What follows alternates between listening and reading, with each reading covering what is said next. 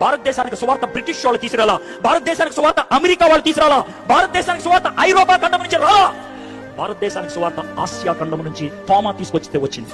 భారతదేశానికి సువార్త వచ్చింది క్రీస్తు శకం 53 అక్టోబర్ నెలలో. ఇది పాశ్చాత్య మతం అని ఎవరన్నారు? దిస్ ఇస్ ప్యూర్లీ ఈస్టర్న్, ఈశాన్యంలో పుట్టింది, పాశ్చాత్యంలో పుట్టింది కాదు. అమెరికా అప్పుడు లేదా, అమెరికా లేదు, అమెరికా లేదు. అమెరికాని కనుక్కుంది 14వ-15వ శతాబ్దంలో, భారతదేశానికి సువార్త వచ్చింది మొదటి శతాబ్దంలో. మధ్యలో 1400 సంవత్సరాలు గ్యాప్ ఉంది. బ్రిటిష్ కి మొట్టమొదటిసారిగా సువార్త వెళ్ళింది 130లో, భారతదేశానికి సువార్త వచ్చింది 53లో. భారతదేశానికి సువార్త వచ్చిన 80 ఏళ్ళకి బ్రిటన్ కి సువార్త వెళ్ళింది. దేవుడు భారతదేశాన్ని ప్రేమిస్తున్నాడు, నిన్ను ప్రేమిస్తున్నాడు, నన్ను ప్రేమిస్తున్నాడు. అందుకే తన శిష్యుని పంపించాడు భారతదేశానికి. ఖచ్చితంగా చెప్తాను, దేవుడికి తెలుసు భారతదేశం ఒక రోజుకి ప్రపంచంలో నంబర్ 1 దేశం అవుతుందని జనాభాకి. అందుకే సువార్త ఇక్కడ బోధిస్తే ప్రపంచంలో ప్రతి 7వ వ్యక్తికి సువార్త అందుకుంటుంది.